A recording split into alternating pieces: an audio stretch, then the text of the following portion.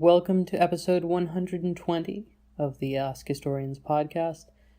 Before we get into today's episode, we're going to be doing the monthly book of giveaway. Every month, at the first episode of the month, we give away a book, usually one related to the episode. The winner is selected among our Patreon supporters and is selected at random. This month's winner is Mark Caterberg. Congratulations, you have won the choice of one of the following 3 books. The first book is Duels and the Roots of Violence in Missouri by Dick Stewart. This is our interviewee's choice for looking at the topic of today's episode, which is dueling in the 19th century United States. This one focuses specifically on Missouri, but is a pretty good case study, and he highly recommends it. The next book we're going to look at is Against the Grain, A Deep History of the Earliest States by James Scott. This is a book that I'm currently working my way through. I'm about 3/4 of the way through right now, and I found it very, very interesting. It's a look at how the last couple decades of research into archaeology and ancient history has kind of upended a lot of our assumptions about how the earliest states in Mesopotamia were created, when they were created, and how they functioned. It's a really interesting book. It's been compared a couple times to Jared Diamond's Guns, Germs, and Steel, but I find this book a lot more interesting, a lot more nuanced, and a lot less geographically determinist than Jared Diamond. This is, even if some of the arguments are at least similar, and some of the points made are at least similar, I think that this is a much more, this is a much savvier author who's taking a much deeper look at the issue, and I think that it's not trying to create a definitive theory of all human societies so much as it is trying to offer an interpretation why the earliest states started in Mesopotamia, when they did, where they did, and what their characteristics are. It's definitely very interesting so far. The final book that we're offering this month to Mark is The Three Musketeers by Alexandre Dumas. A couple of episodes ago, we started offering historical fiction in addition to works of history proper, and it seems to have been pretty well received. Several of the winners of the giveaway have chosen the historical novels instead of the actual histories.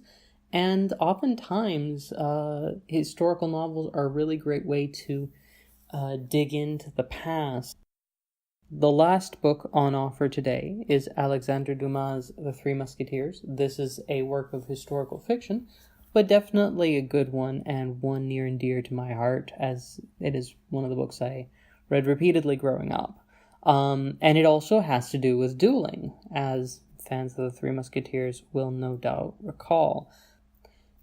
So we will be reaching out to Mark to see which of the 3 books he is interested in getting this month, and if you'd be interested in entering the book giveaway, all you have to do is go to our Patreon account and start supporting the podcast. With that said, let's get on with the show.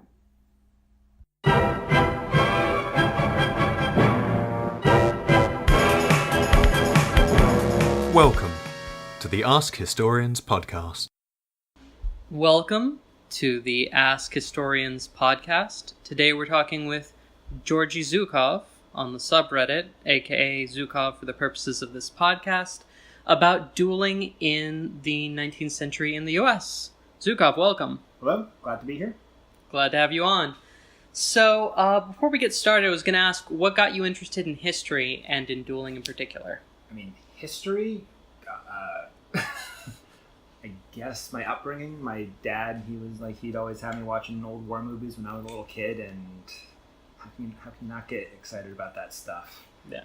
And once I started getting older, history was what I read. It was the class I always enjoyed most in school, and it's just became what I do. As for dueling, I fence. That's my sport of choice. And I only picked that up in my late teens, or I guess it was 20. But I picked it up a little later in life, so it wasn't something that I focused on as a kid. But once I started getting into fencing, there's a lot of history to the sport, and the history, as you might expect, goes back into dueling. The sport of fencing evolved from people training to duel. But in the sport, there is so much history that came off as questionable, that came off as, I don't think that really sounds right. So I just really started getting into it at first as a casual interest. And yes, I was generally correct when I was like, I don't think that sounds right. But it became much more of a focus for me as time went on. And now it is what I study history-wise. And I like that it relates to something that I do in real life, even if it's a little bit of a tenuous connection, but it makes it very exciting to study. Great. So before we get into the 19th century in the U.S., what can you tell us about the background of dueling as a tradition within Western European countries? So the duel, depending how you look at it, it goes back into the middle of the first millennium, and when the idea of the ordeal by combat is introduced. Those of you probably, I'm sure there's been movies with it, I can't think of enough offhand, but you know what I'm talking about. Basically, two people, they have a disagreement, and maybe one of them kills the other, and now that person's on trial. And to prove their innocence, they now need to fight. Yeah. Like Tyrion Lannister in Game of Thrones. Yes. Yes. Yes, exactly. So this person, they're accused of murder, and someone who is probably related to the victim will come up, and they will be the one who's fighting in that person's place. And in theory, the idea was that God would decide who wins. People start to get in on the fact that actually it's really strange how God seems to usually prefer the guy who's a better fighter. And the ordeal, it started to fade away as you get into the to the middle part of the Middle Ages. Medievalists will hate me with it. I don't know exactly what term we want to use there, but 12th century? Yeah. That's the middle of the Middle Ages, right? Yeah. The church starts to frown on ordeals and the ordeal of combat specifically. But the trial by combat, which is its secular equivalent, it sticks around longer. And it's still the same idea, that you are fighting to prove your innocence. Unlike the impression that a lot of people have, there's only very specific cases, though, where the trial by combat is used. And it's only used in cases where there isn't proof otherwise. Let's say that I commit an act, I am alleged to have committed an act of treason. Treason was pretty much the only case where trial by combat would continue to be used from the middle of the Middle Ages until the end of the Middle Ages. I'm sorry, medievalists. Again. So I'm accused of committing treason. My accuser, that is the only proof. They don't have any proof that I've done it. There's no written correspondence that can be, hey, look what he did. There's no other witnesses who saw me do this. It's just his word against mine. In this situation, I can ask for trial by combat. I could also ask for, there's a word for it, but the swearing of oaths. Basically, if I can find a certain number of people who will swear to an oath, sometimes that will also stand. I can ask for a different form of trial, but if there's no proof, I can request trial by combat. If there is proof, I cannot. That's an important issue here as we move through the evolution. But the point is, we fight, and because there's no other proof, I'm proving it with my body. If I win, I'm innocent. Winning in this case means killing my opponent, or it means surviving until the end of the day, because I'm the accused. Some combats could go on for a couple hours. They'd fight, they'd move back, catch their breath, fight again. But if I lose, I don't have to be killed, but if I'm just knocked to the ground and I cry craven, I give up. Generally speaking, I'll not be hanged. Mm-hmm. in some cases, when they erected the place to fight, they would also erect a gallows right next there. And if I lose, I'm just taken right over to the gallows and I'm dead immediately. Efficient. It's efficient, and I think it also is encouraging. Encouraging to do your best. If I win, though, I've proven that I'm innocent. And that's that. The other guy, he's now guilty of perjury. He's not going to die, but he's now in trouble for the perjuring stuff. But anyways, again, they start to understand that this is not a very efficient way to do things. And actual legal trials, they start to become more and more used in these cases until the last allowances for trial by combat pretty much trial by combat dies off in the late 15th century. You don't see lords granting the field to allow this to happen. But around this time, the state starts to become more of what we think of as a modern nation state. Mm-hmm. Governments start to coalesce. Older works will talk about feudalism coming to an end. Now we don't like to use that term. We more talk about state formation and how the monarchs are consolidating their power. So in the early modern period, what we think of as the modern nation state is starting to form. And the kings, monarchs, they are starting to consolidate their power, and people who are the nobles are losing theirs. They are now being brought to court, and the term courtier is obviously the people who are in court. In Italy, they're the ones who are making this into an art form. The Book of the Courtier, I'm sure everyone had to read that in high school when you do your Renaissance unit, right? In that book, it talks about duels, because dueling is now no longer a legal issue. It's now a personal issue. And the Italians are the ones who developed this. It's no longer about getting legal offense. It's no longer about me doing something that actually harms you in the sense that I've caused you legal harm. You're going to be upset with me not because I broke your shit. You're going to be upset. Can I swear on this podcast? Yeah, you can swear on the podcast. Sorry about that, everybody. You're going to be upset with me because I clearly don't think well enough of you that I was willing to break your shit. Mm-hmm. The biggest offense that can happen between two people, or I should say not two people, I should say two aristocratic noblemen in court, the worst offense that could happen between two of them is the lie. If I accuse you of lying to me, I have said that you are no longer a gentleman. I've said that you no longer are a courtier. I have insulted your honor. Mm-hmm. And honor in this case is your entire being. It is the public face that you show everyone else. And I've said that your public face is a lie. I've said that you're not who you say you are. I've insulted your manhood. I've insulted your right to be who you are. And in this case, the only way to deal with that is to challenge me to a duel. And this is the duel of honor. It's no longer the legal duel. It's no longer the trial by combat. It's the duel of honor. And the Italians, they developed this in the early 16th century. And they start dueling, and they start killing each other in these duels, and they start exporting this idea to other countries. The French are some of the first ones to take it up. The Italian wars in that period saw a lot of Frenchmen fighting in Italy, and they saw these Italian men dueling over the point of honor. And the French, being French, I guess, they decided, hey, that looks like a really fun thing to do. So they started killing each other as well in doing this.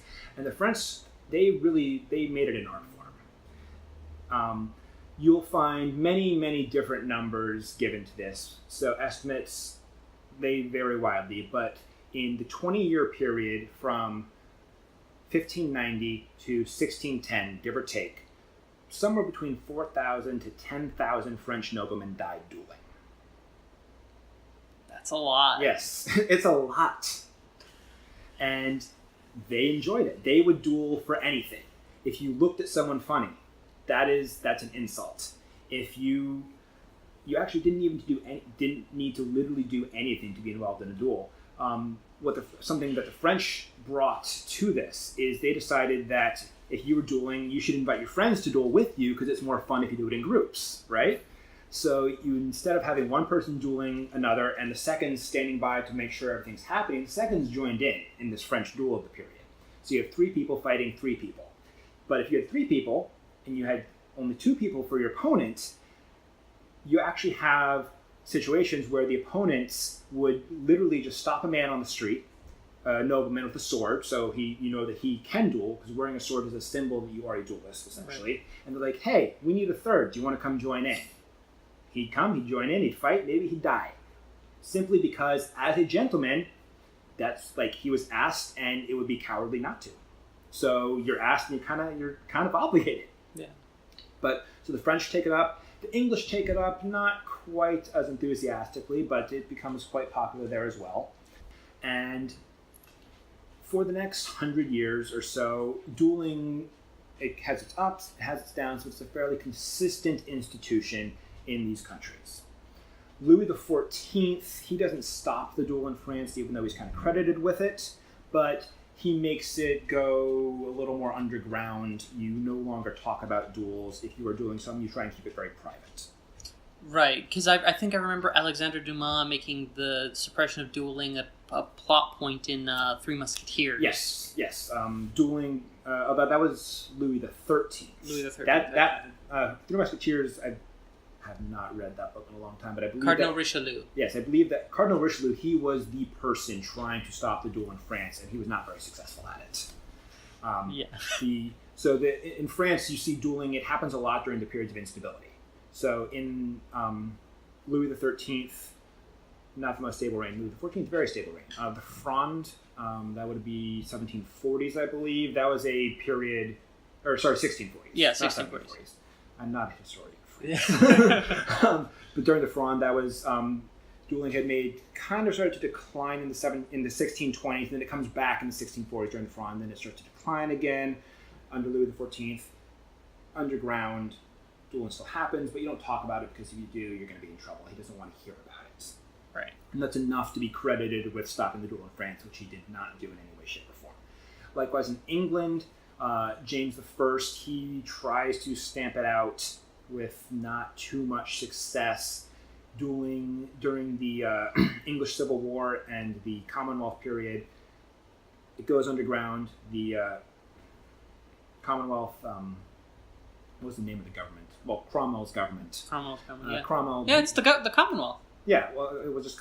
the Commonwealth, yeah. Okay, the Commonwealth. So yeah. Cromwell, he was not a fan of it. They were against the entire idea of that lifestyle. They didn't like fun, and dueling's fun. The Protectorate. Yes, that's it, the Protectorate. There we go. Yeah, so during the Protectorate, dueling is pushed underground, but it comes back with a vengeance under Charles II. And that period is kind of the height of English dueling with swords. Mm-hmm. Now we get to the 18th century. Dueling again declines. Swords no longer are a part of daily wear as you move through the 18th century. And that helps dueling decline a little bit. You no longer are walking around armed, and that helps diffuse situations. When both men are armed, it's very easy to take offense quickly, and the duel could happen within hours. But now, no one's armed, you need to go back and get your sword, or you need to go get your pistol, because pistol dueling is now becoming more popular. And as we move through the 18th century, the duel it's really starting to evolve at this point. Whereas in this early period, when everyone was just dueling willy-nilly and you have thousands of Frenchmen dying by the sword, there were rules to it. There was a code that you were following, but it was not nearly as set. Whereas as you move through the 1700s, the idea of dueling as a ritual is coming around. And you start to see by the end of that century, codes are being written down, and you're expected to follow these codes to the letter. Being able to follow it in of itself is a symbol that you know what you're doing, and it's showing that you are a cultured gentleman and you are a man of honor. An important thing to also bring up here is that as these codes are developing, the duel itself is becoming less of the focus. The duel is now part of this entire idea of an affair of honor. The duel is one possible end to it, but you have to follow this whole ritual that's being laid out of negotiation, of demonstrating that you know what you're doing. So if I give you a fence, whereas in 1590s France, you would immediately say, hey, you pissed me off, you grab your friend, I grab my friend, we'd go fight within a couple of hours. Now, as we reach 1800, if you're in France, if you're in England, if you're in the United States, instead of that, you're going to find your friend. Your friend is going to write a very polite letter explaining why you are offended and asking me to explain whether I intended to offend you or not. And yes, he will now take that letter to me. I will now get my friend. We will read that letter together and we will write up a response. And this response, it might diffuse the situation. If I believe that there's a way for me to apologize without admitting that I'm wrong, without causing some way to look like a coward or to look like I am the one who actually screwed up, then I'm going to actually apologize. So you see a lot of these back and forths where someone gives offense and then someone else writes and like, I'm sorry, I did not mean to offend you. I heard this from someone else and I misunderstood. I respect you as a man and I did not mean to insult you in any way, shape, or form. Yeah. But sometimes that doesn't happen. A lot of duels, or a lot of affairs of honor resolve before you even get to the duel. But sometimes you just can't make the correct apology. So in those situations, you have back and forth a couple times until there's a point where you realize that there's no negotiation can continue. And all these letters, they're going back and forth between the seconds. The person who gave offense and the person who was offended, they should have no communication whatsoever. The seconds handle this entirely. Eventually, if they decide that there's no negotiation that can happen, then they will arrange for the duel. And the duel happens, and the actual duel itself is not terribly important. What's important is that you follow the rules. One person might be injured, both people might be injured, one person might die, both might die, or both people are perfectly unharmed. What's important is that you follow the entire ritual from beginning to end, and at the end, the ideal duel would then have us coming up, shaking hands, and going off to be friends afterwards. Because we have both shown that we respect each other as men. That we, even if I might have said something that was insulting, and even if since I'm not apologizing, obviously I believe it in some way, shape, or form, the fact that I dueled with you, that we stood eye to eye and we crossed swords or we shot pistols, we're men, we acknowledge that we're men, and everything else is water under the bridge. Because that's the most important thing here. The idea of manhood and the idea of honor and the idea that I'm not saying you lack those.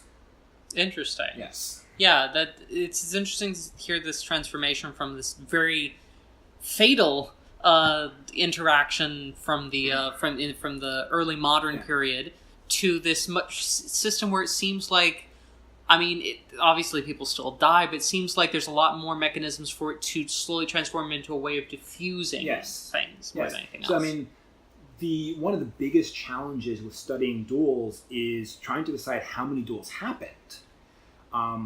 And this impacts everything we understand about the entire idea of dueling, because most duels that happened probably were never written down. Duels are illegal. You're not supposed to be doing it. They happened, obviously. Yeah. It's like Fight Club.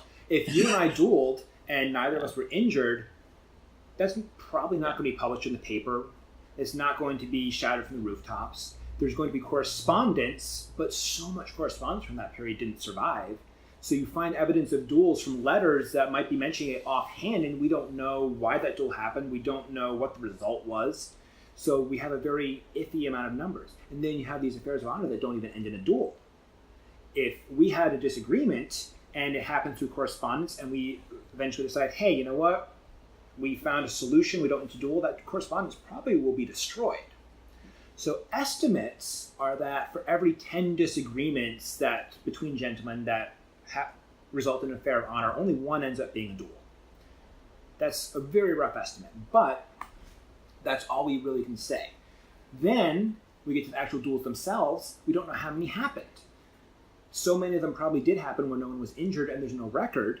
So while we have a rough idea of duels based on, you can find newspaper accounts, you can find correspondence, these skew towards the big ones. Generally, if someone got injured or if someone died, that's going to be reported in the paper. That's going to show up in a lot of letters, and at least one of them is going to survive. So we don't know how many duels happened. We don't know what the actual fatality rates were. If you look at England in the late 18th to early 19th century, we estimate that between 15 to 20% of duels resulted in someone dying. And about twice that resulted in someone dying or at least being wounded. But that's going to skew very much towards assuming that we have an actual number. So if 10 duels happen, 5 of them are reported, and 1 of them has someone dying, we only have a record of 5 duels and 1 person dying, whereas 10 duels actually happened and 1 person died. So that might mean that our numbers are off by, I'm not a mathematician, 100%? Yeah. Yes, 100%. Yeah. So it makes studying this very complicated because we just don't know how many happened in reality. It might be twice, it might be 3 times as many as we actually have records for. Right. So that definitely causes there to be a problem with properly sourcing everything. Yes. And yeah. So now that I think we've got a pretty solid background about what the duel was like leading up to the 19th century. Yes. What was it like by the time of the Republic?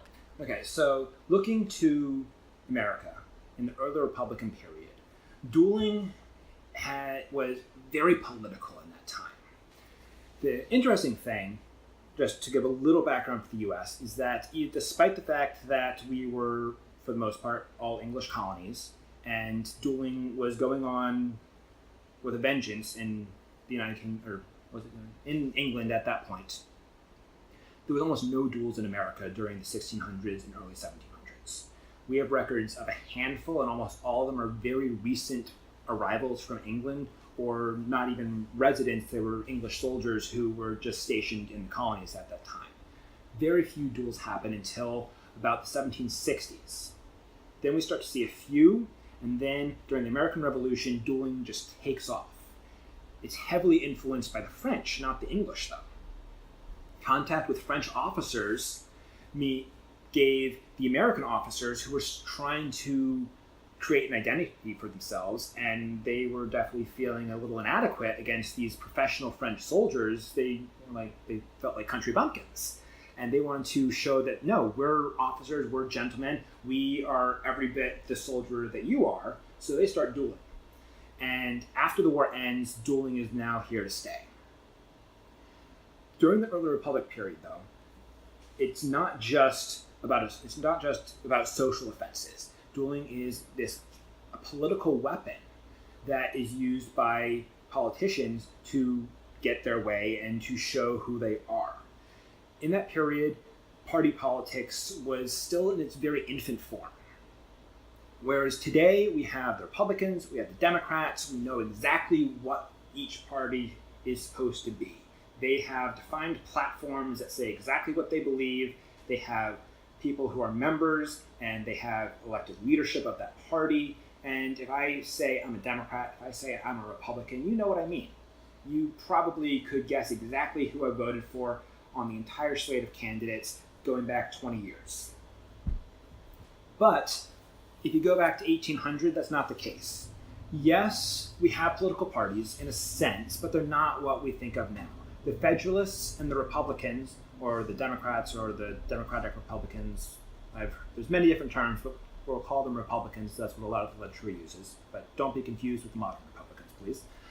So the Federalists and the Republicans, they're more rough ideas which political factions have umbrellaed under.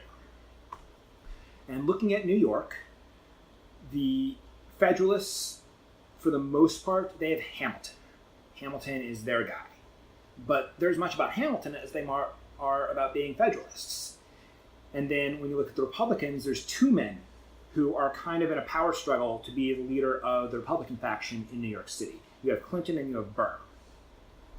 And in this period, using the duel, or rather using the affair of honor, which may result in a duel, we should say, was one way to throw your weight around politically.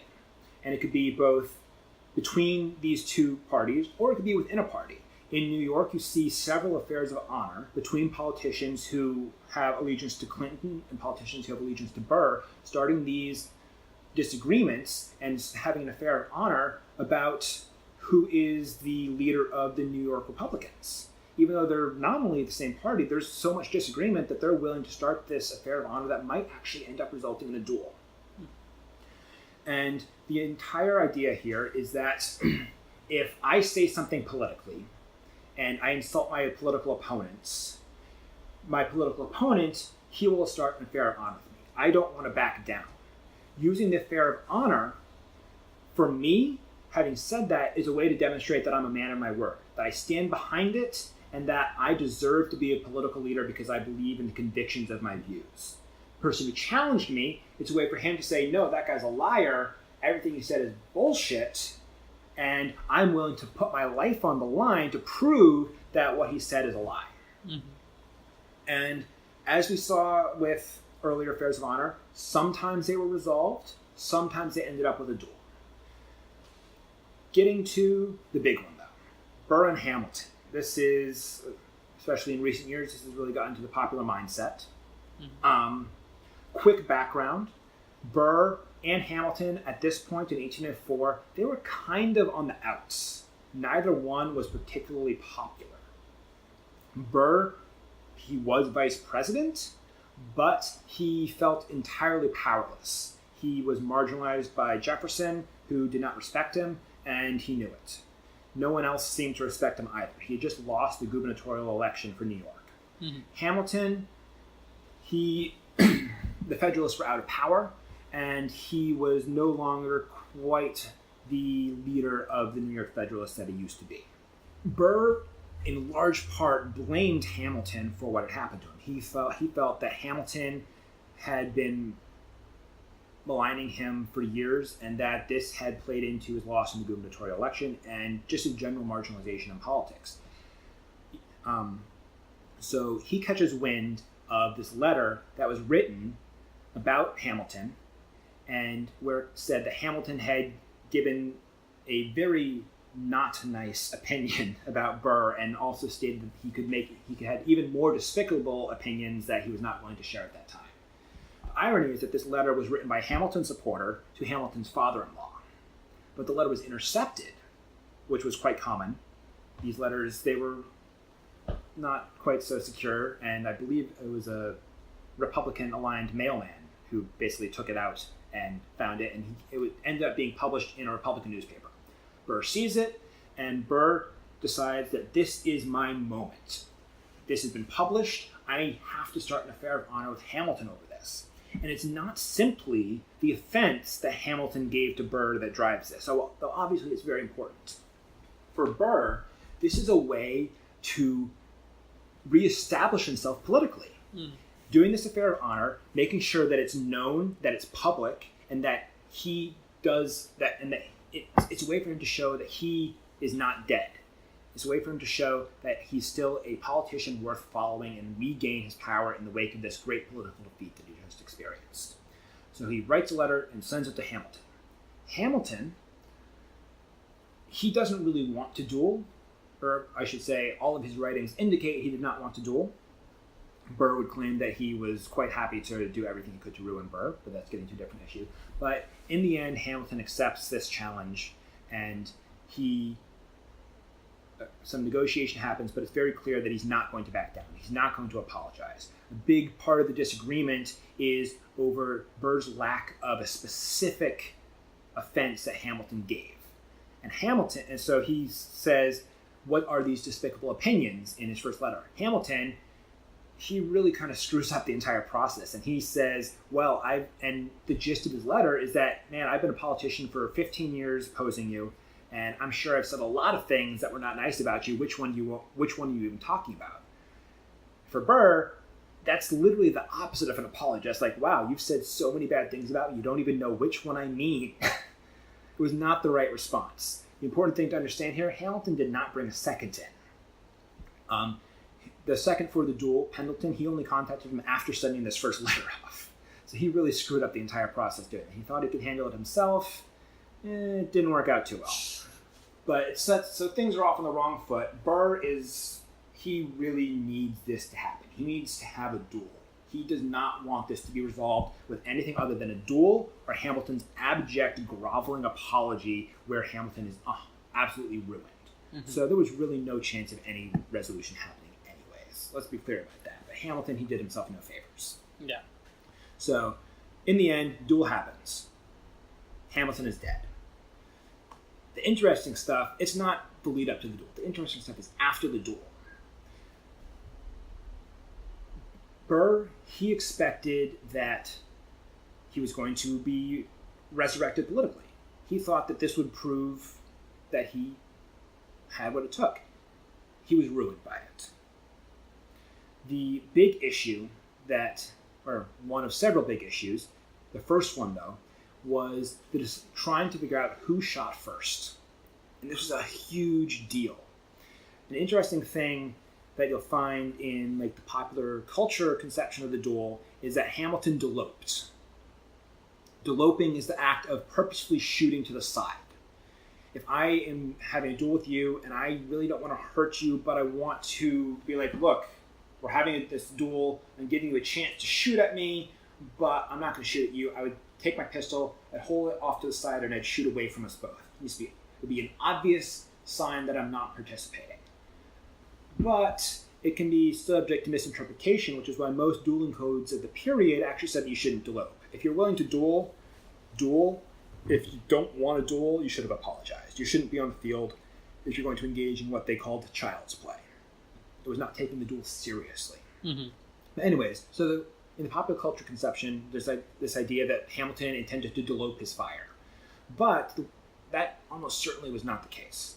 The disagreement was whether Hamilton fired first and tried to shoot Burr, or whether, when he was shot, he involuntarily pulled the trigger of his pistol as he was falling to the ground. And this, which one you believe, gives a very, very different concept of what was going on. The pro-Hamilton side, they believed that Hamilton intended not to fire. This is similar to deloping, obviously, but he intended simply to not fire, and when he was hit by Burr, he falls to the ground and his pistol goes off, shooting high in the air. Mm-hmm. With the Burrites, led by Van Ness, who was the second for Burr in the duel, they claim that Hamilton leveled his pistol, he shot, and Burr claims that he heard the bullet whistling by his ear. Which is very convenient for Burr. Yes. So you have this disagreement. The only two witnesses, they can't agree. Everyone else who was there did not see what happened. The boatsmen, as tradition was of the time, they had their backs turned and they were a little away from the field, so they could claim that they did not see a duel happening. The doctor, he was out of sight, so he could claim that he didn't know what was going on. He simply was told, hey, get in this boat with us, come to here, and suddenly there's a guy dying on the ground. Mm. He knew what was going on, of course, but in court, that's what would need to be said. Anyway, so you have this big disagreement, and essentially the Hamiltonites win. They're the ones who their version of events wins out, and it makes Burr look like a monster. It doesn't help that Burr, in his correspondence, also looked like a monster. The idea that you can try and challenge someone over vague opinions that aren't specified comes back to bite him in the butt here. Yes, Hamilton didn't help things, like I said, by trying to get him to say what it was, but Burr never should have started off that way in the first place. Hamilton was essentially correct. You can't apologize for something that's vague and not defined. So Burr, instead of looking like a good politician, instead of looking like a man of honor, he looks like a murderous asshole who stalked Hamilton, killed him, and now he just can't understand what's going on. The entire plan has backfired for him. He has demonstrated, instead of being a man of honor, that he does not understand how the code of honor works. He didn't follow the code, which at this point was very set in stone. You had to follow each step specifically. If you did it right, both people benefit. If you do it wrong, you don't benefit. Had he followed the code correctly, had Hamilton not died, we can speculate what might have happened, but it might have actually been a boon to both of their political careers. Burr might have gained a bit of standing again, and Hamilton might have kickstarted his own. As it happens, though, Burr flees New York with a murder indictment on his tail, although it's quickly decided that he can't actually be indicted for murder because the duel didn't happen in New York. But he doesn't come back to New York for years because even though he can't be convicted of murder, he can be convicted for the challenge. So if he comes back to New York and stands trial, he stands to lose his voting rights for 20 years.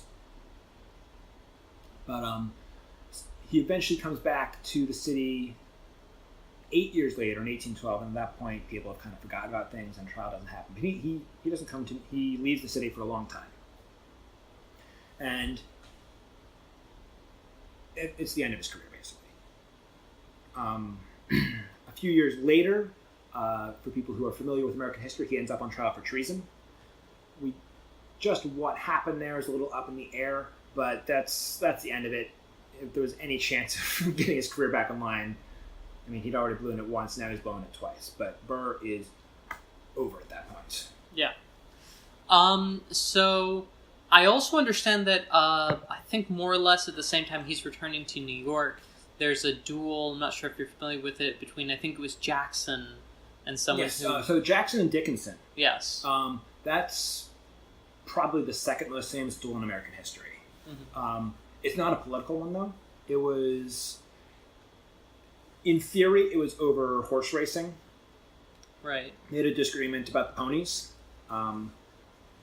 You're asking me this off the cuff, so I believe that Dickinson owed Jackson money over a horse race that their horses had raced, right, and Jackson's won, and Dickinson now owed him money, and then he wanted to disavow the bet. But what it really was about, a lot of people believe, is Dickinson had earlier insulted Jackson's wife. Right. He had called her a bigamist, which actually was correct. So yes, Jackson couldn't actually challenge him over this because he was technically correct. His wife was a bigamist because she had never gotten a divorce from her first husband. There were reasons for it, and you really can't fault her because the guy sounds like an asshole. But Dickinson calls her a bigamist. Jackson's like, you're an asshole. Well, he doesn't say it because then he hates Dickinson from that point onwards, and he was looking for an excuse to challenge him. This excuse happens. Right. He challenges him, and Dickinson was reputed to be the best shot in the country. Probably hyperbolic, but he was a marksman. On the way to the dueling site, he reportedly showed off by shooting silver dollars and cutting strings with his pistol from the distance that the duel was going to happen. So Jackson knew that he was against a marksman. Jackson was a pretty good shot himself. This was not his first duel, and it would not be his last. But he knew that if they were toe-to-toe and on equal ground, he probably would come out the loser here. So he and his friend devised this plan that he was going to hold his fire until after Dickinson shot. So they get to the dueling ground, and Jackson, he's wearing this big coat draped over his shoulders. Some accounts make it a cape, but he's wearing something over his shoulders that kind of blocks the outline of his body. This is very important. They get to the ground. The line is measured. They get on their marks. They're given the command. Dickinson raises quickly and fires. Jackson, he stands there. He doesn't do anything. A moment later, he raises his pistol. He sights down, taking his time. Dickinson, he doesn't know what happened. He was sure he just killed Jackson. He starts to back away, and Jackson second raises his own pistol and tells him to get back to his mark. This was in a duel. If your opponent wasn't doing what he was supposed to do, your own second, he was supposed to keep that guy in line. He was supposed to be armed, and he could shoot that guy down if he didn't follow the rules. So Dickinson gets back to his mark. He has to watch Jackson lining up the shot. Jackson pulls the trigger. Nothing happens. Flash in the pan. He had his pistol half cocked. Interesting thing here, in some dueling codes, if you shoot and it's half cocked, that's still your shot. You screwed up. Tough luck. But Jackson recocks his pistol, re-aims, shoots, fires. Dickinson falls down mortally wounded. Mm-hmm. Yeah. Jackson turns around, walks away, leaves the dueling ground. Once he's out of sight, he collapses. He had been shot in the chest about an inch away from his heart. Most people agree that the cloak that he wore, it changed the outline of his body. Dickinson was aiming wrong. If he had not been wearing the cloak and Dickinson could have seen the actual outline, he would have known that he needed to aim about an inch off. It threw off Dickinson's aim. Probably saved his life. But Jackson, he gets out of sight and he is practically delirious from the pain and loss of blood, but he makes clear that he does not want Dickinson to know that he was hit. He wants Dickinson to die not thinking that he had any chance of having killed Jackson, which Dickinson does die. I believe he survives about a day before he passes away. Jackson, after the duel, he is said to have said, might be apocryphal, but he's said to have said that he could have been shot in the brain. He still would have been sure to kill Dickinson. That's how pissed he was about this. Yeah. So we've got this very formalized tradition now, yeah. And it's obviously evolved a lot from the earlier, from its origins, and from what you've said about Burr. I mean, simultaneously, it's got these rules you got to follow very closely, yes. But also it's kind of not as. It doesn't seem like it's as politically useful as it might have been earlier. Yes, pretty much. So the Burr-Hamilton duel, it's not the last duel that happens in the North, but it is the signal that things are changing. Whereas earlier on, dueling was a fairly effective political tool. You start an affair of honor, and you probably are going to get what you want out of this. Burr-Hamilton changes things up.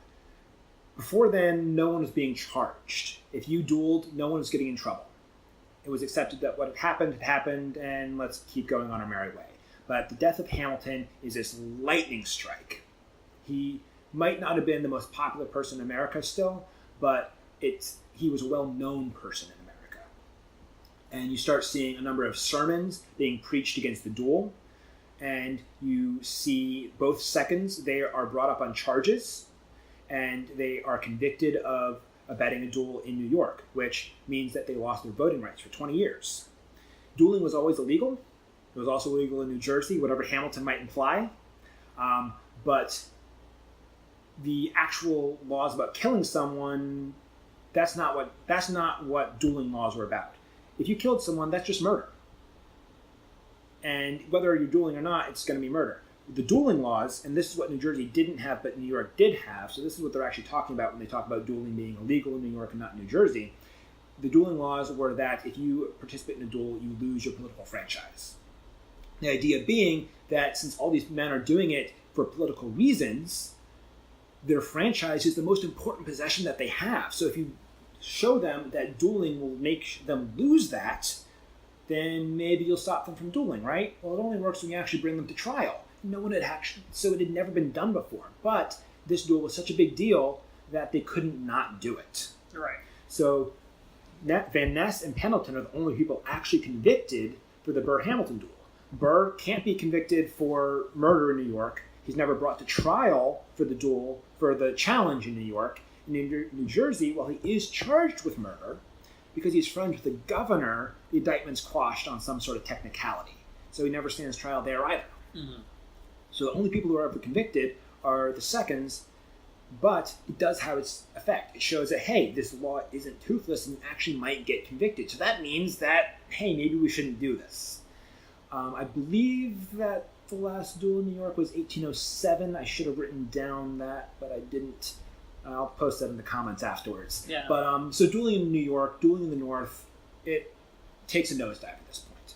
But dueling is not done. Most people, when they think of dueling in America, if they're not thinking of Hamilton, they're probably thinking of duels in the South. There were Jackson-Dickinson duels, that perfect example. And it was socially based. You see a lot of these duels that are based off of insults that are personal on some level. And they're all about honor. And the political duels are also about honor, but they don't have that political element. And they're much more about just showing to your small group in society that you're a man, that you believe in what you say, that your face is who you are. There's this great quote that comes from Greenberg. Yes, it's Greenberg. That when a man of honor is told that he smells, he doesn't draw a bath, he draws his pistol. The man of honor doesn't care that he smells. What he cares is that someone pointed out that he does. So that's what dueling in the South is kind of about at this point. But you still get a couple political duels. And I'm going to try and touch on two more of them here. The big one, this is next to Burt Hamilton. This is probably the most notable political duel in the U.S. It happens between two members of Congress. They're sitting members of Congress. You have Graves. He is a Whig from Kentucky. And you have Silly, who is a Democrat from Maine. And the interesting thing is that they don't dislike each other. By some accounts, they were fairly friendly even. But there was a journalist by the name of Webb, and he ran a Whig paper. And Silly did not like Webb. Webb did not like Silly. And during a session of Congress, Silly gives a speech where he calls Webb out. He insults him in several ways, and Webb is pissed. Webb wants to duel over this. So he comes to Washington. He finds Graves, who he knows, and he asks Graves to act as his second and to deliver his opening of this affair of honor. So Graves goes to Silly, and he says, I have a message from you. It's from Webb. Would you take this? Silly says, no, I'm not going to open that letter. The one important thing here is that, well, two important things rather. The first one is that Silly does not recognize Webb to be a gentleman. He does not believe that Webb has any right to even start this affair of honor. He's a journalist. Journalists were scum as far as Silly is concerned. They were lower down the totem pole. So Webb doesn't even have a right to ask for explanation, let alone duel. Second, though, is that Silly, he said this during a session of Congress. He believed that it is his constitutional right, and it is in the Constitution, that he should not be asked to give explanation for what he said during a session of Congress. There is no right to be asked for explanation over what he said. That's pretty much true. The gentleman issue, though, that's the big issue. Because Graves, he's accepted to carry this challenge for Webb. And in doing so, he has already implied that Webb is a gentleman, right? So now when Silly is saying that Webb is not a gentleman, he is implicitly saying that Graves has just decided that Graves is wrong. That Graves has now decided to be part of this affair of honor, which he should not have agreed to because he's wrong about Webb being a gentleman. So the duel happens, but it's not between Silly and Webb. It's between Silly and Graves over whether Silly should have accepted the challenge from Webb. Oh, you're right. Yeah. So they go out to Bladensburg, Maryland, which was the dueling grounds for Washington, D.C., and they duel with rifles at 80 paces. They have 3 exchanges of fire. That seems like a lot. Yes, it is a lot. 3 was generally seen as the maximum number that you should ever have. If you both have missed after 3 shots, you're just making a mockery of things. And some codes you make that explicit. If you reach 3, you're done. You just need to accept that happened. But after every fire, Graves is like, okay, are you willing to apologize? Are you willing to say, okay, you're a gentleman, Webb. Don't worry about it. You're a gentleman, Graves. Don't worry about it. He doesn't even want him to admit necessarily that Webb is a gentleman. He just wants him to admit that Graves is a gentleman. And Silly, every time, he's like, nope, it is my congressional privilege. I don't need to explain anything. Graves asked for another shot. After 3 shots, Silly's killed. He stuck by his beliefs and he paid for it, you could say. But because he's from Maine, and again, the northern states, they didn't duel anymore. This was 1826? I believe it was 1826. I'm going to say it was 1826. It was a decade or two later than Hampton, certainly. But so you didn't duel in Maine. So it was somewhat controversial that it even participated in this. A lot of times when Northerners got challenges, they would just say, they would laugh in your face. So like, dude, I don't duel, and you're an idiot for even asking. If you look a few decades later, in 1856, the famous caning of Charles Sumner, the reason that Sumner was caned was because Brooks didn't believe Sumner was a gentleman. He knew that he couldn't challenge him. He did not believe that Sumner was worthy of the challenge. You challenge an equal. You beat the shit out of an inferior. So when he was caning Charles Sumner over that, it was not simply because he was upset with what Sumner said. It was because he wanted to send this message that you're below me, that you're not worthy of a challenge, that I'm not going to give a challenge to you. I'm just going to beat the shit out of you. Interesting. Like it really does have this.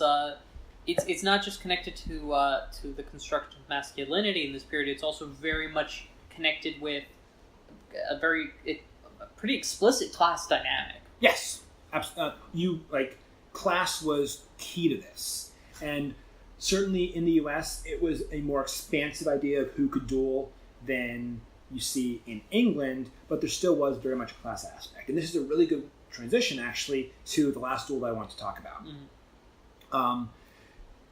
Whereas in the East and in the plantation South, there was a fairly defined idea of who was a gentleman and who was not. There was an idea of who could duel and who couldn't. In the West, or we should say in the old West, so we're talking states of Missouri, we're talking Arkansas, we're talking Texas, we're talking Mississippi. In those areas in the early Republican period, there was much less of a clearly defined idea of who's a gentleman and who wasn't. And the duel, much more than almost anywhere else, existed on this scale of between just unchecked violence and the refined code that the duelist follows. So Andrew Jackson, for instance, he's a duelist. He fought several duels, but he also ended up in several just blind melees. He was shot by Thomas Hart Benton, who basically just tried to ambush him once. And they had a shootout just right there. Was that the one that happened on his porch? It was on, not his porch, I believe it was a hotel. Oh, okay. Or it might have been a saloon. But Benton he tries to ambush him, and they just shoot it out. And he got shot. And you need to understand that as part of this whole continuum of feud and duel. And it was very much about honor. It was about insult. It was about the offense that Benton believed he had received from Jackson. But it wasn't really a duel. Talking about Benton, though, this brings us to the last American duel that I wanted to bring up. We're looking at Missouri in the 1810s, when it was still a territory. And the duel in this case, it was about political conflict, and it was also about establishing that you were a gentleman. You see a lot of people who were up and coming and wanted to prove their worth, starting affairs of honor, because gentlemen dueled. So if you dueled, you were a gentleman. So if you could get someone to accept your challenge, you've now proven that you're a gentleman. It's kind of tautological, but as long as you can get someone to accept that challenge, you're now a gentleman. Webb couldn't get Silly to accept his challenge, thus he's not a gentleman. But had that been in Missouri, where there's much less definition of what a gentleman is and isn't, Silly might have had no choice but to accept that challenge because he would have felt censure for not doing so, and he would have been the one who lost out in refusing. So 1810s, territorial Missouri, there's two major factions here. There's this political junta, which is in large part from older French families who had settled Missouri prior to the Louisiana Purchase. And certainly there are a lot of Americans who are aligned here, and one of those men is Thomas Hart Benton. He's a younger man, but he is up and coming as one of the leaders of this group. In the anti-junta, you have many people, and one of them is Charles Lucas. He is the son of Judge Lucas, who's one of the leaders of the anti-junta faction. But Charles is a young man also, and he wants to prove his worth. So you have Charles and Benton.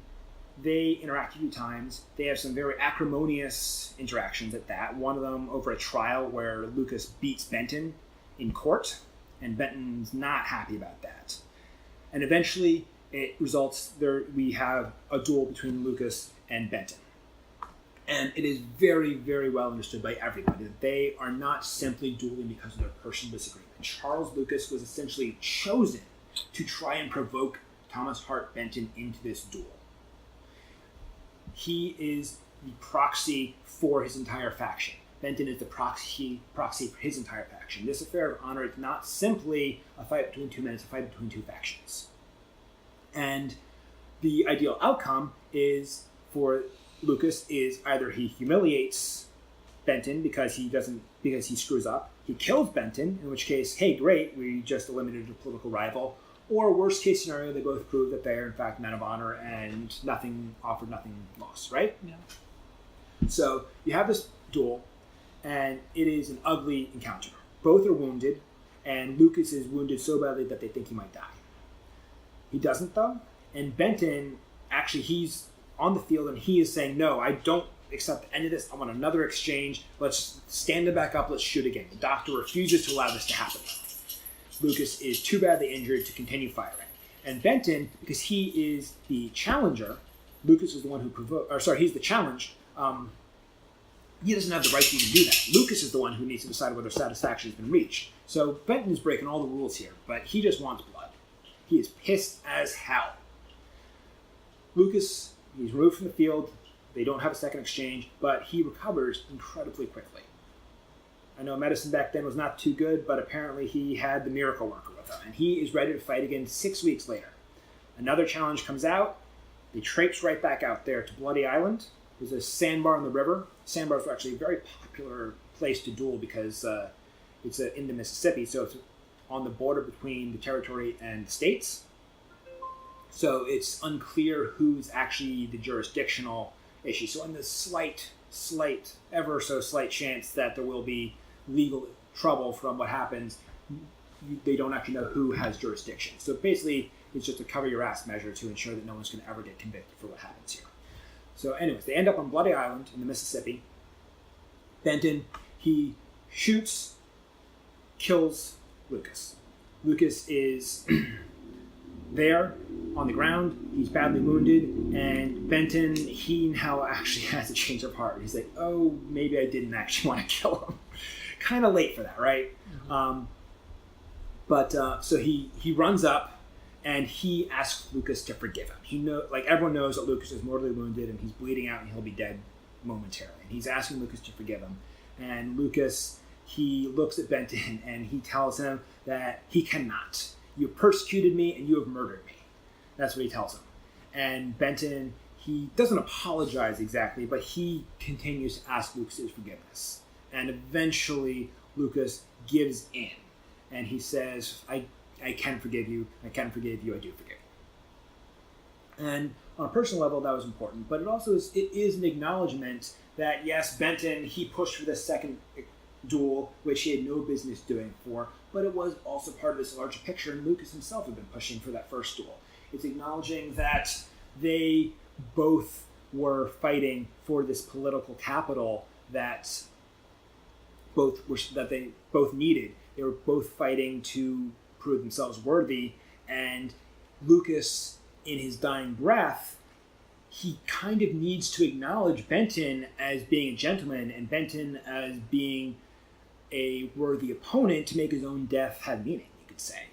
And he is conscious of that fact to a degree. If he died and he refuses to forgive Benton, if he dies and he basically implicitly is accusing Benton of being a murderer and thus not a gentleman, it takes all the power out of that duel. Right. So in order to still have something to it, he forgives him. And I think comparing this to the Burt-Hamilton duel is also pretty interesting, though, because had the same thing happened there, where it's much more refined and the whole idea of how the duel goes is much more important, Lucas probably wouldn't have felt that same obligation. Benton probably would have faced the same censure that Burr did, because he did not act too well. But because we're looking further west, we're looking into the rougher, less defined territory.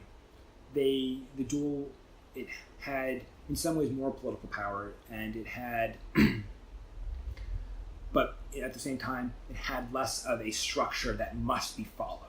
So it was about containing the violence, and there was an awareness that they were just trying to contain the violence.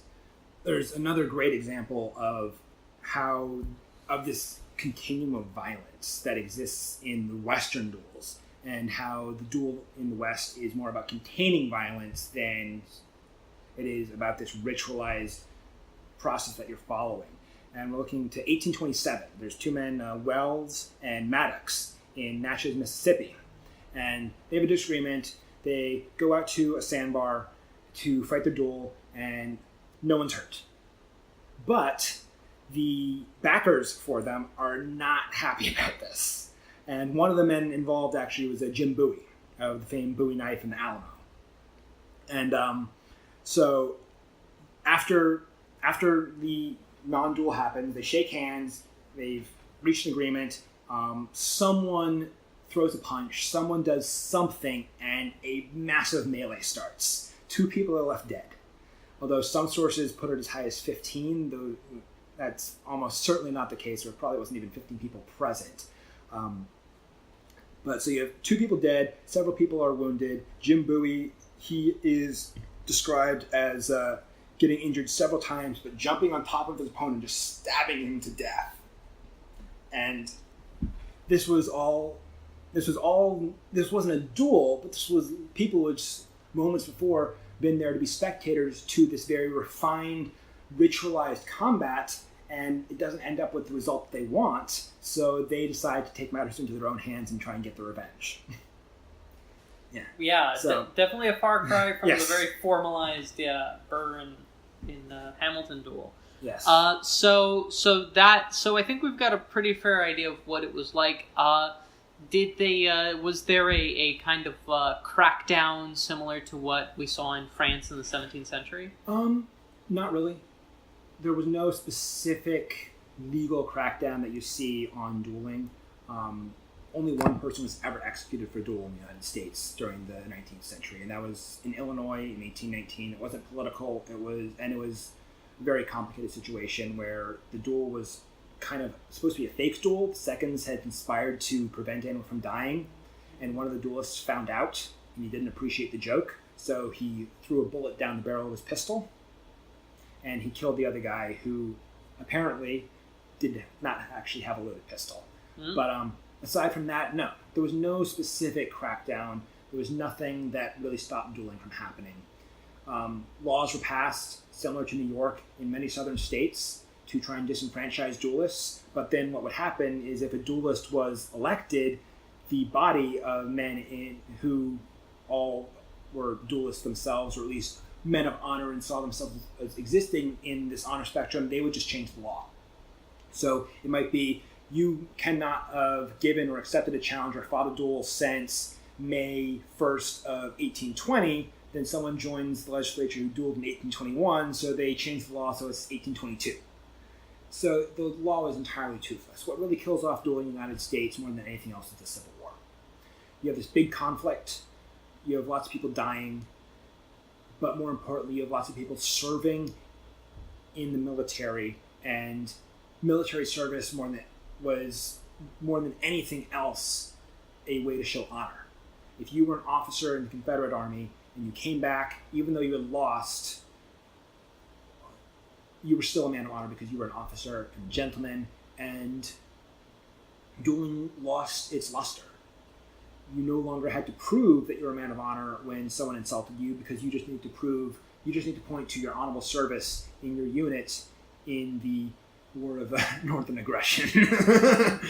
Yeah. But so I mean, dueling doesn't immediately end in 1865. You see some duels that keep happening for a couple more decades.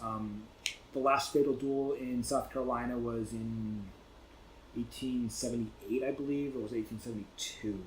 But 1870s, you're still seeing duels. Usually it's older guys who were at least of adulthood when the Civil War broke out. And by the end of the century, dueling is dead. It just kind of dies off because it's not culturally relevant anymore. This idea of honor that the duel represented, it's not part of the new South. And the men who did ascribe to it are dying off. And many of them, even before they died, they no longer felt that they had to prove it because they had served with honor in war. Right. So it's a cultural transformation. It's not just the expansion of the state's monopoly over violence. I mean, you see a lot of people, as it's dying off, you see a lot of complaints, actually, how this is increasing violence, and that whereas two men might have dueled over their differences, you instead see people just shooting it out in the streets. And you see murder just happening in that period where a duel might have happened and both men might have been uninjured afterwards. So a lot of the critics in this transitionary period are like, man, dueling, we need to bring that back because it actually kept people from dying. And I mean, if you squint, you can kind of, like, there is some sense to this, but I mean, dueling, it was a tyranny. It was, one of the most common sentiments you read from duelists is that they didn't duel because they were brave men. They dueled because they were cowards. And that the brave man would not duel. The brave man would be willing to tell society, no, I'm not going to go through with this because it's stupid and why would I do this? But they can't stand up to society. Yeah, interesting. So we were going to touch on France and a couple of other places, but I think we're going to have to leave that to another episode, though I'm sure I can probably convince Zukov to come back at some point to talk about those. Just an episode on that, maybe. Probably. So before we go, what would you say are some of the major, either academic or in terms of public perception, challenges facing, like, our understanding of dueling? I mean, I think one of the big ones definitely is how dueling fits into this larger idea of the affair of honor. And that's something that I don't think is really visualized in the popular conception of the duel. People think of the duel as, I give you a fence, you challenge me, and we duel. Whereas, especially once you get to the 19th century, it's really part of this big ritual that you need to follow. And you need to follow every step properly. And if it's followed properly, a duel doesn't happen. The entire purpose of the dueling ritual is to stop dueling from happening. Mm-hmm. And when you look at many of the popular dueling codes of the time, one of the big ones was actually published by a former governor of South Carolina, and he talks about how 9 duels in 10 that happen could have been avoided, and they're the fault of the second. And then he actually corrects himself and says, actually, you know what, probably 99 out of 100 should never have happened. And it's because the seconds, they were deficient in their negotiations. They were not willing to keep working and really find a solution that didn't involve violence. And a lot of the people who, on the tail end of the duel, again, they're talking about, like I mentioned, they see all these murders happening, like, man, we should have had a duel to solve that instead. They don't actually mean they should have stood 10 paces apart and shot each other. They mean we should have had this affair of honor. We should have had this negotiation. And if we had this entire continuum of negotiations, if we had the initial inquiry asking for a response explaining why you said what you did or you did what you did, and then you had this back and forth of 5, 10, 20, God knows how many letters, it would solve the violence. And they see the end of dueling as bad. They see the end of dueling as removing this problem solving. And again, they're not wrong. It encouraged men to solve their problem in this way and to have a back and forth negotiation. But the process doesn't really work if you don't know that if you fail, you're going to be shooting at each other. So removing the duel from the equation, it does it changes how the entire process is approached. So in the end, they're wrong. You can't have the negotiation. You can't have the courts of honor. You can't have the affair of honor without the duel at the end. So, and the duel, it's not good. Yeah. It's like I said, it's a bludgeon, and you don't. I mean, there are stories of inveterate duelists who use their reputation to push everyone around because they knew that no one would challenge them, and they're just bullies.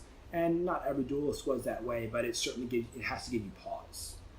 There's that famous quote from Heinlein that an armed society is a polite society. What people who like to make that quote forget is that the book is about a society where there's a dueling class who wear symbols to show that they're willing to duel, and then there's people who aren't willing to duel, and they have to wear special clothing that shows that they are not willing to duel, and they're second-class citizens because they're not willing to do so. Dueling is like I said, dueling in every period that you look at, it is a tyranny that is forcing men to hazard their lives. And if you're not willing to get up there and possibly kill someone else, you're going to be disenfranchised from society in some way, shape, or form. Interesting. And what are some of the I guess either achievements in the field or improvements in how the popular understanding last few years? So up until I guess the past 25 years, literature on dueling has almost all been about anecdotes. It's basically just compilations of cool stories from the dueling history, and this duel happened, and this duel happened, and this duel happened, and this one almost happened, and then this one should have happened, but it didn't because it turned into a fight. And there are a ton of books like that, and they're really fun to read. Don't get me wrong, I love them. But academic study of the duel was fairly limited.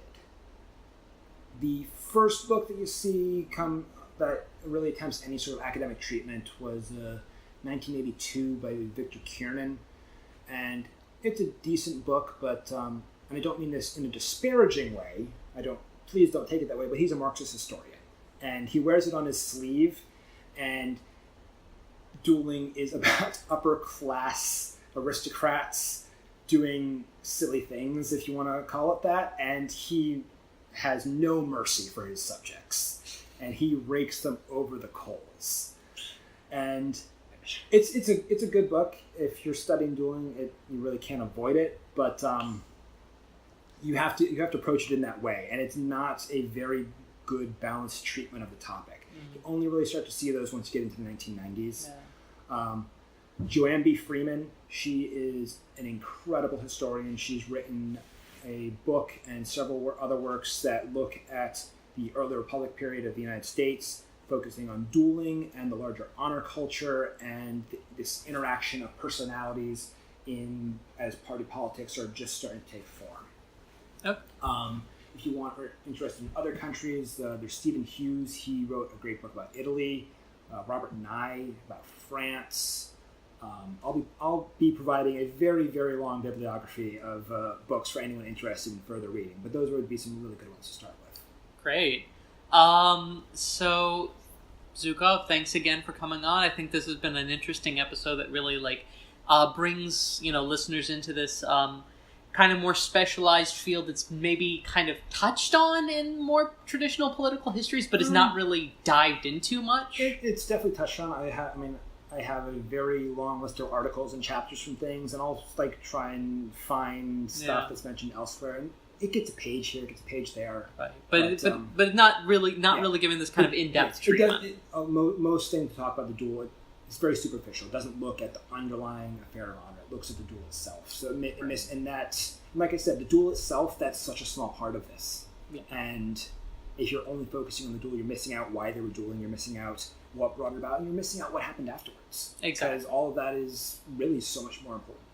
Definitely. So I think we've really driven the point home for our listeners, and I think it's been an interesting episode. So Zukov, thanks again for coming on. Thank you.